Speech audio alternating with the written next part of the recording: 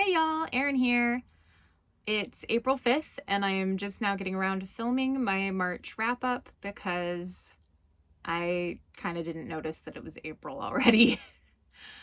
Is anyone else a really seasonal reader?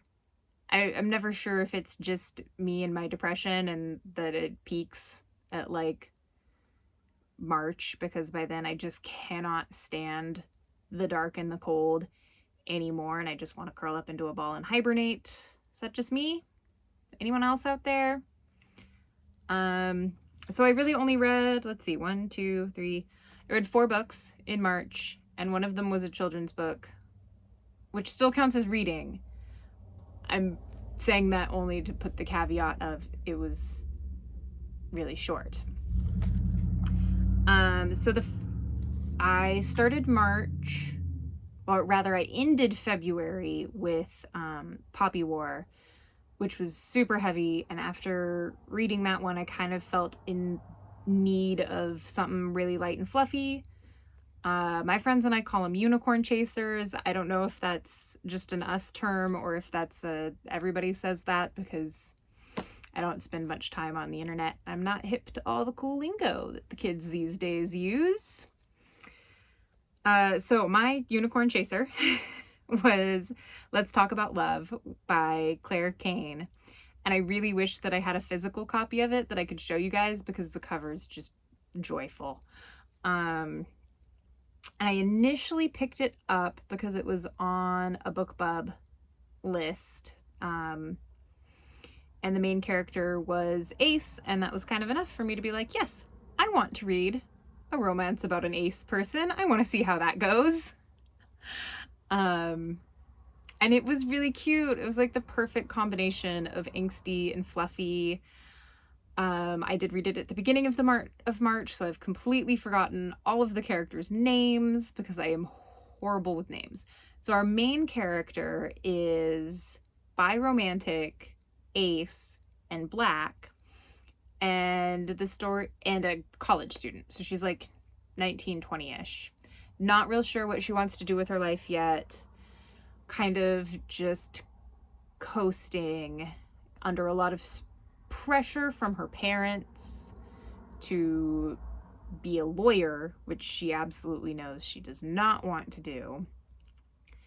And it's her negotiating friendships and relationship with her parents and her siblings, who are significantly older than her because she was the surprise baby in her family. And so her siblings sometimes act more like parents, and that's an interesting dynamic through the book.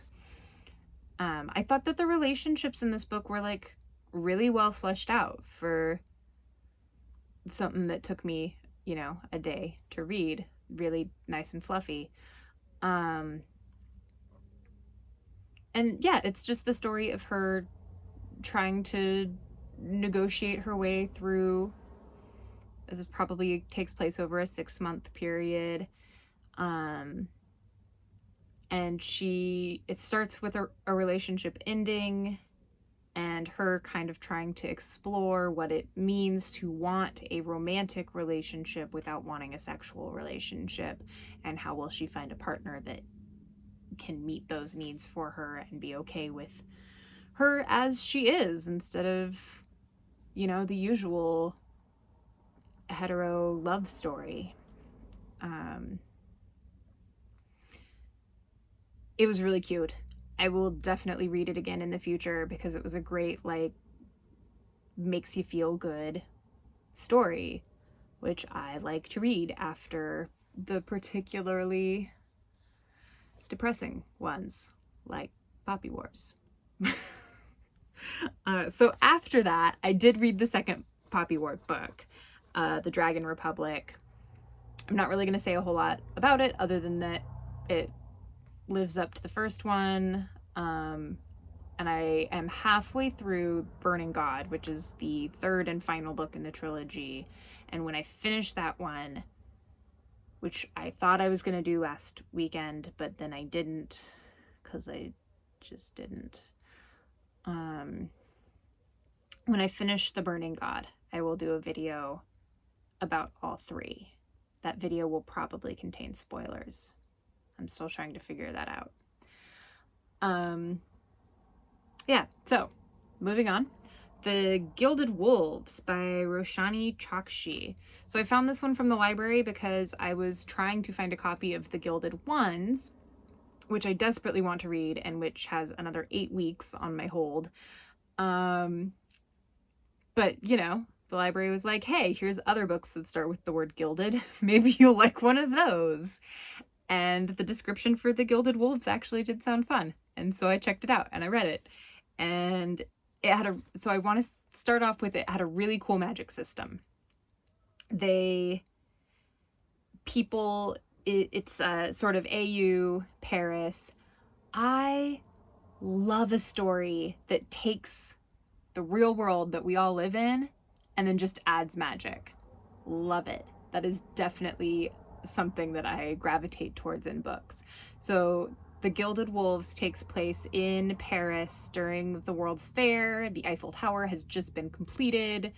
It's like late 1800s-ish. And the magic in this book comes from what they call fragments of the Babel stones. And the idea is that the Tower of Babel was real, not a metaphor, and that when God destroyed it and scattered people and made them all speak different languages, that he also scattered these stone fragments, and those stones give rise to civilizations. Whatever civilization has control over the stone is going to be the dominant civilization. So right now one of them's in Paris, and that's the center of Western civilization. There's all sorts of like colonialism things going on there when they talk about how they acquired the stone fragment, and which is also something that I really liked in the book. I thought that its perspective on colonialism and the way that it kind of subtly called out the racism that was ever present at this time and place was really good. The characters are all outsiders in some way. So we have one who is gay, a Jewish girl, a girl from India. One of the guys is from the Philippines, but his father was Spanish, and so he is sort of rejected by white society for being Filipino and rejected from Filipino society for passing as Spanish.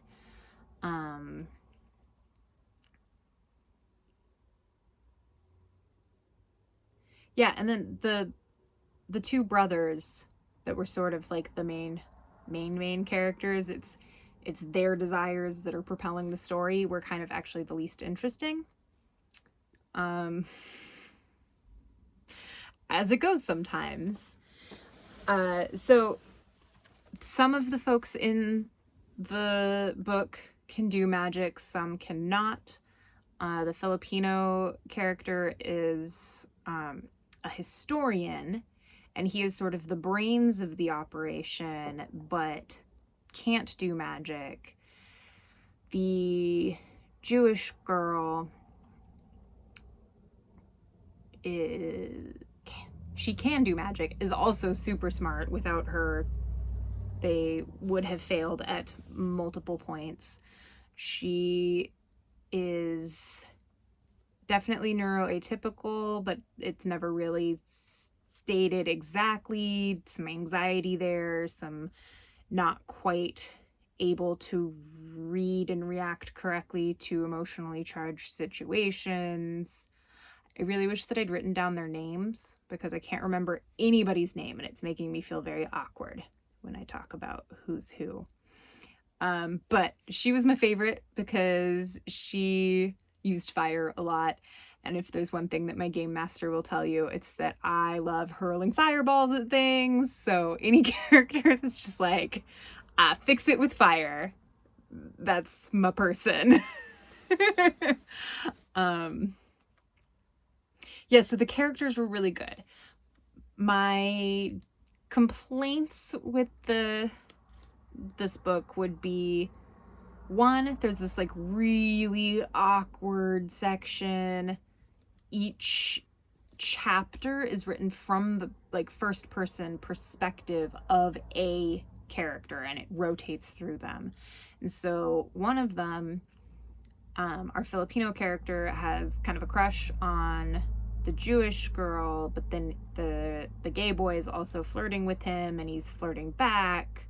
And he has this whole inner monologue about his bisexuality that felt really forced, and it didn't feel like the way that someone who is bisexual would think about themselves. It felt like a, let me just make this really abundantly clear moment. And I didn't think that that was necessary. So that kind of took me out of the story a bit. And then the other moment was when I realized that these characters were all supposed to be teenagers, that they range in age from like 16 to 19. And that did not feel believable at all to me, because we're supposed to also believe that they've been stealing magical artifacts and getting away with it for years. And it just didn't seem believable. Like, they should have been in their mid to late 20s at the youngest. So every time they were like, and he's 16, I was like, one, why do we have to keep saying it? And two, no, it doesn't work for me. It did not work for me that they were teenagers. So I did my best to just ignore that. And putting that detail aside, I did really like the story. It does end on a little bit of a cliffhanger. I wasn't interested enough to immediately pick up the next book, but I'm sure that there will come a moment where I've got nothing else going on and it feels like the right thing to do. And I will read the next book. Just doesn't feel super necessary right now. I'd say it was cliffhanger light. They resolved the main action of this book, but left side paths, details of some of the characters that still needed to be resolved. So yeah, The Gilded Wolves. Would recommend, with some caveats. And then the only other book that I read, I have a friend who is having a baby, might actually have had a baby at this point, because last I heard she had gone into labor, but I don't know if she's popped that kiddo out yet or not. So we went to her baby shower, which meant that, you know, frantically that morning we're like in half price books trying to find gifts, and I'm like on the phone with my mom going, so what do babies like? Because I don't have children, I do not want children, I have no interest in children. Frankly, I don't think they're any fun until they're teenagers. So we picked out some cute board books, and since we were browsing the children's section uncharacteristically, my hubby found this one, which is Dear Mili, by Whillhelm Grimm, and that is one of the brothers Grimm.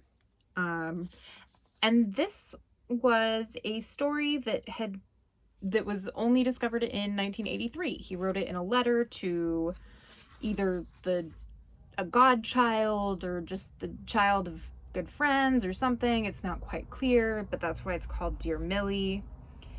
And he wrote it in 1816. And it's a creepy ass story. We probably would not consider it appropriate for children today. My leg is completely numb. Sorry, it's very distracting. But the illustrations are by Maurice Sendak, who is, of course, you know, Where the Wild Things Are. I love his illustration style. He did the set pieces for the Seattle Ballet's version of the Nutcracker, which I used to go to every year. They actually don't use those pieces anymore. They retired them probably 3 years ago now, and I haven't gone and seen the new one yet because I was really enamored of the old pieces, because they have that like delightfully creepy thing going on. And delightfully creepy is definitely the word for these illustrations. I'm going to try and show you the page that I thought really summed it all up. So we can't see. Look at that creepy ass old woman. That's supposed to be a joyful reunion. The thrust of the story is that there's a war in the town that this mother and daughter live in, and so the mother sends her daughter into the woods and says hide for 3 days and then come back. And instead the little girl ends up chilling with her guardian angel and Saint Joseph for 30 years, but she thinks it's been 3 days. So then she goes back and her mom is an old lady now, and then they die. The end.